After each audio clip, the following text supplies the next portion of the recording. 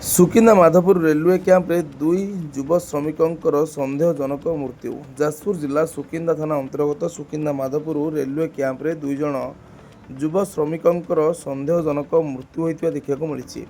ସୂଚନା ମୁତାବକ ସୁକିନ୍ଦା ମାଧପୁର ରେଲୱେ କ୍ୟାମ୍ପରେ ଶନିବାର ଦିନ ଦୁଇ ଯୁବ ଶ୍ରମିକଙ୍କ ସ୍ୱାସ୍ଥ୍ୟାବସ୍ଥା ଗୁରୁତର ହୋଇଯାଇଥିଲା।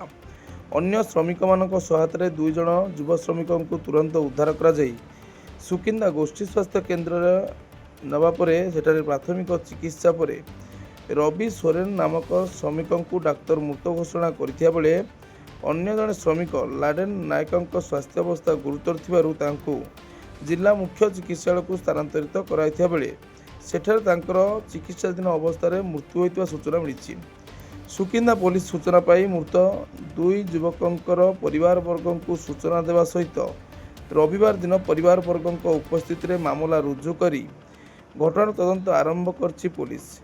ଦୁଇ ଯୁବକଙ୍କର ଶବ ବ୍ୟବଚ୍ଛେଦ ପାଇଁ ପୋଲିସ ପଠାଇ ଘଟଣାର ତଦନ୍ତ ଜାରି ରଖିଥିବା ବେଳେ ଦୁଇ ଯୁବକଙ୍କର ମୃତ୍ୟୁର କାରଣ ଏପର୍ଯ୍ୟନ୍ତ ଜଣାପଡ଼ିନାହିଁ।